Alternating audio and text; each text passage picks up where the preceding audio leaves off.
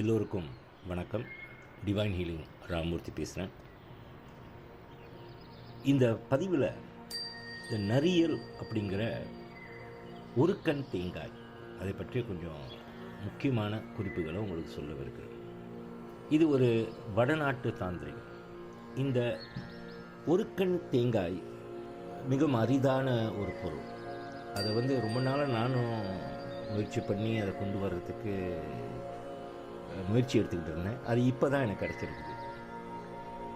சரி, இந்த ஒரு கண் தேங்காயை நீங்கள் எப்படி பயன்படுத்தணும் அப்படின்னு பார்த்தீங்கன்னா, முக்கியமாக உங்களுக்கு தேவையான சில பொருட்கள் அதில் இருக்கணும். ஒன்று, ஒரு வெள்ளி அல்லது செம்பு தட்டு இந்த மாதிரி ஒன்று வச்சுக்கணும். ஸ்டெயின்லெஸ் ஸ்டீலுக்குள்ளே சில பேர் வச்சுக்கிறாங்க. ஒரு வெள்ளை துணி இல்லை, வெள்ளை துணிக்கு பதிலாக நீங்கள் சிவப்பு துணியை பயன்படுத்தணும். அதாவது அந்த சிவப்பு துணியை அந்த தட்டில் வச்சு அது மேலே இந்த நரியலை வைக்க வேண்டும். நரியல் அப்படின்னாக்கா ஒரு கண் தேங்காய். சரி, அடுத்தது நீங்கள் என்ன செய்யணும் அப்படின்னாக்கா, அந்த தேங்காய்வுக்கு நீங்கள் செந்தூரம் பயன்படுத்த வேண்டும். செந்தூரம்னாக்கா உங்களுக்கு தெரியும், வெர்மிலியன் பவுடர், ஆரஞ்சு கலரில் அந்த பவுடர் சின்ன சின்ன டப்பியில் நீங்கள் எங்கேயும் நம்ம தமிழக கடையில் வாங்கிக்கலாம். அந்த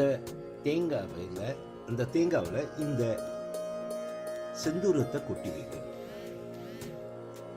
மற்றபடி இந்த தேங்காயை நீங்கள் என்ன செய்யணும் அப்படின்னாக்கா, உங்களுக்கு கிடைச்சதுன்னா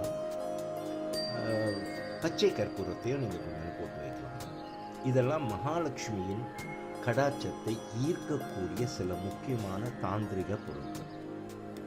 இதை நீங்கள் என்ன செய்யணும் அப்படின்னாக்கா, ஒரு தேங்காவை எடுத்து இந்த சிவப்பு துணியில் இந்த செந்தூரம், பச்சை கற்பூரம் இதெல்லாம் போட்டு அதை நீங்கள் நல்லா கட்டி சின்னதாக, எலுமிச்சம்பழ அளவில் தான் இருக்கும், அது சின்னதாக இருக்கும். அதை எடுத்து நீங்கள் கட்டி வாசலில் ஒன்று தொங்க வைக்கலாம், இல்லைனாக்கா வாசலுக்கு வெளியே ஒன்று வைக்கலாம். அடுத்தது பூஜை அறையில் 2 வைக்கணும். வலது பக்கம் ஒன்று, இடது பக்கம் ஒன்று.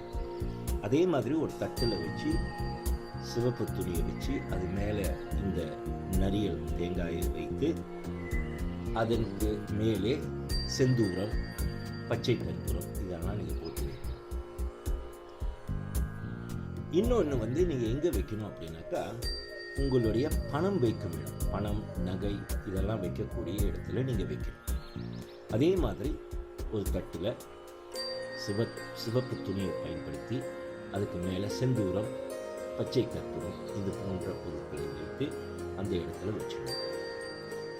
இதை நீங்கள் என்ன செய்யணும், ஒவ்வொரு வெள்ளிக்கிழமையிலும் மாலை நேரத்தில் நீங்கள் வீட்டில் பூஜை போடுற நேரத்தில் இந்த தட்டு எல்லாம் எடுத்து சேர்த்து வச்சு அதுக்கு சாம்பிராணி புகைச்சை காட்ட வேண்டும்.